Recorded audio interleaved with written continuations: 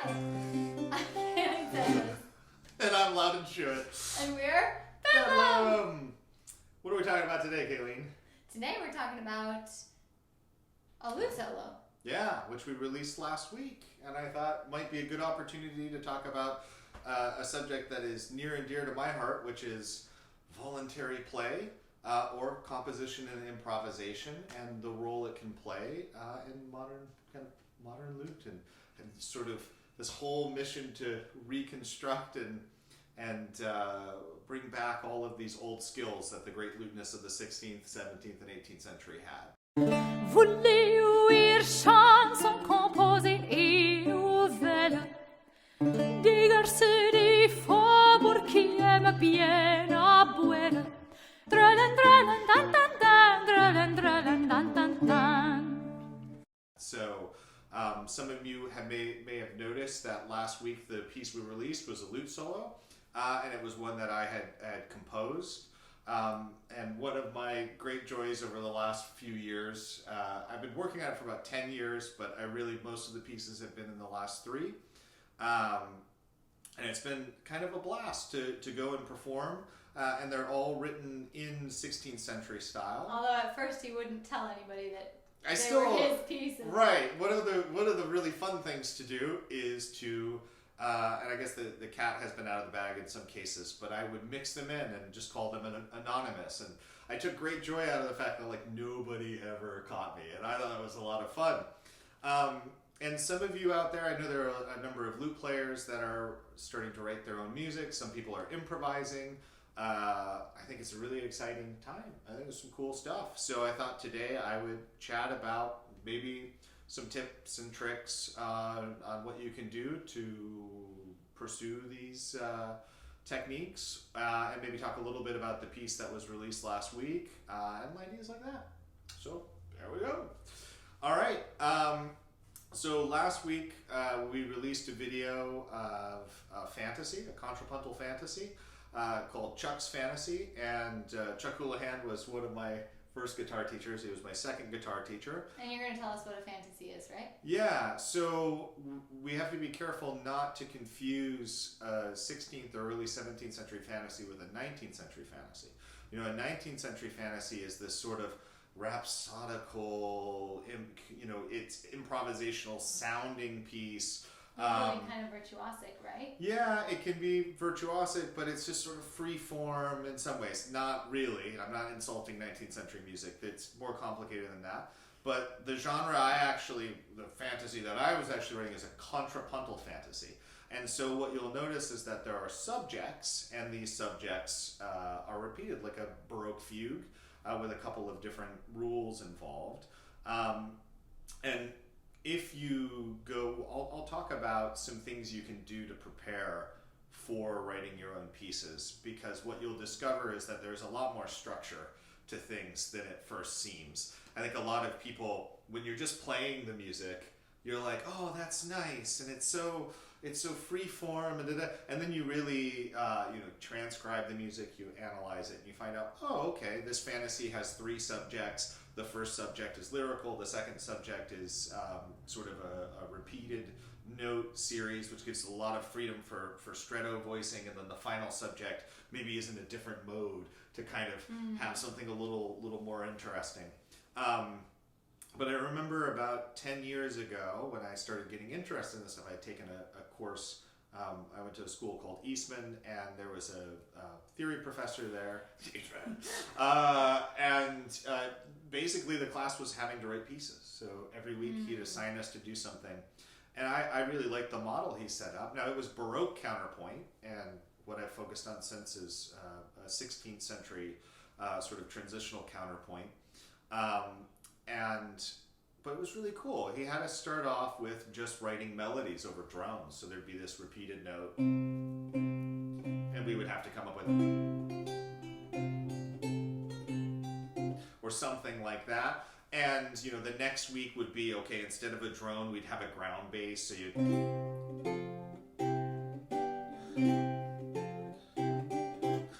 and it would get more and more complicated, and then we would play with imitation, and then we do all of that. And I think that can be a wonderful thing, is to just start writing. But of of course, I say that having already taken 4 years of undergraduate music theory, master's degree, and all of that. So I'm like, oh, you should just start writing. But there is probably a learning curve that everyone has to sort of go through. Well, absolutely. I mean, I remember trying to come up with songs when I was 13 in my room at the piano, and I didn't know anything about theory. I knew basically how to look at a chord chart and sound out the chords, but I didn't know how they functioned with one another. So I did some really wacky stuff in my songwriting. And they did this back then too. In Mace's Music Monument, he actually talks about a piece he wrote for his mistress, his lady love, that he kind of wrote before he knew a whole lot about music. And he talks about walking around the room and picking this song out. So I think, some people have the urge to write music, and some people don't. Some people are, they want to stick with interpretation. My dad was a songwriter, a pretty serious songwriter. So I think, I sort of had that in the house, and, making music was a part of being a musician. It was important that you also create music. And I think at one point it just became important to me that I wasn't just playing pieces that were already written, but to add. Because I think when you only play other people's music, it's a little bit like wearing grandpa's uniform. Like you don't have your own. Well, and I mean, there's a lot to be said for, somebody needs to sing or play the pieces that have been written. So it's important to keep that tradition alive. Oh, of course. But then, I mean, I know sometimes when I'm talking to my music appreciation students, for example, they'll... She teaches music appreciation at a college. At multiple places. Yeah. And, I'll show them some videos of Bedlam or of the duo with my husband, Far Song, and, I'll show them the stuff that we're working on, and they'll say, okay, that's cool, what about your music? And I always think that is really interesting, because you think of artists, recording artists, as also creating the work that they record, and it actually doesn't happen in classical music. As much, so it's really interesting. But think of your favorite 16th century lute players. And really think about their name: John Doland, Francesco da Milano, Marco dell'Aquila, Albert de Riebe. They certainly played other people's music. I mean, Jimi Hendrix played other people's music, and that's awesome.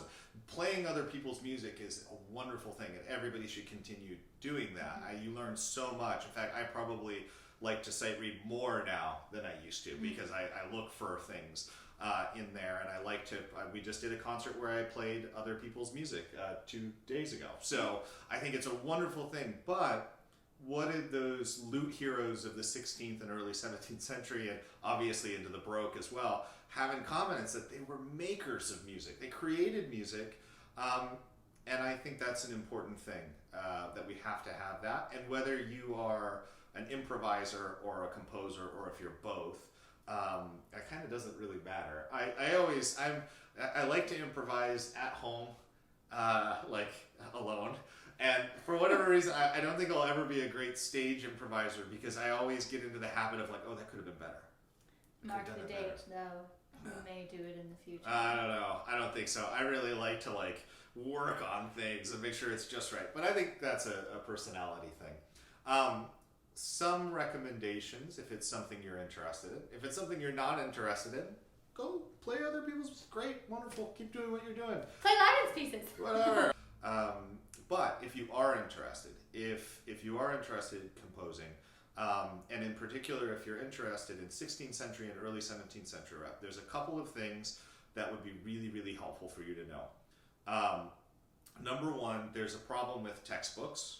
They divide it into modal counterpoint and Baroque counterpoint, and there's a period kind of in between when things are not so clear. So what I recommend is actually looking at period sources, and two of my favorites, and I will put them in the link. Unfortunately, one of them is not in English. You'll have to go to a library or purchase the book on Amazon, but the Zarlino's text on composition is wonderful, mid 16th century sort of rules on on how to write music. And then the other one that I absolutely adore is the Thomas Campion, A New Way to Compose in 4 Parts. So I would start by It's like FOWER. Oh, yeah. And so you'll also get a chance to see all those neat spellings in that one because it's in English and you can think about our OP episodes. And then the other thing that I think you have to do is play a lot of pieces and analyze them all. And what do I mean by that? I mean, take your lute tablature and write them out in standard notation and play through them and see if you can work out the structures. And some things will be really obvious. Ground basses, you'll see the repeating bass pattern. If you're playing contrapuntal fantasies, maybe you missed an imitative subject when you were playing that you only saw when you wrote it out. So thinking about the structure, but I know I looked at about, I ended up transcribing about 300 lute pieces just to sort of get it. Yeah, like I just go through and just double check to make sure. And then the other thing is listen and look at a lot of vocal music, madrigals, motets, all of that fun stuff, because it expands the possibilities for your counterpoint, gives you ideas for different sort of imitative gestures and things like that. But it's really kind of a messy process. It was for me, like about 10 years of just trying with a lot of false starts, I think. So yeah, and you always have to work against that voice in your head that's like, why are you doing this? Why are you even trying? You are horrible at this. What was that you just wrote? Are you serious? And it just, it can be tiring. For me, I feel like it doesn't go away. Yeah, no, that don't go away. But that's music in general. Like if you're a performer, you always feel like, oh, do they really like my playing or do they hate my playing? But it can be even worse when you're playing your own piece, and if people know that you're playing your own piece. And that's one of the reasons that I like the idea of starting off by just calling it anonymous. So if you're writing your pieces and you say, oh, I'm playing some anonymous works, I was always shocked by the fact that people would be like, oh, those were great, they were really nice. But if I would tell people beforehand, oh, I'm going to play some of mine, they would always say, be like, I could hear something. I heard something. Oh, there was a little bit of modern something in there. And I think it just tells you about the way we listen to music and how perception can change things. So it's a vast topic. And I think it would be really hard for me to teach anybody anything. I'm not entirely sure I'd be good at teaching somebody any of this stuff, but I'd be happy to answer questions, comments, all of it, that fun stuff. Encourage people to maybe add to the repertoire. And also make it clear that while I really love writing in a period style, I also really appreciate people who are writing in new styles on the lute, like modern My style. music does not. Doing a totally different kind of stuff, and I think that's just great. So if anyone has any questions or comments, please put it below. Let us know. Leave us a comment. Subscribe to our channel. Like and subscribe. And we'll see you next week for the next Lute Tunes Tuesday. Bye.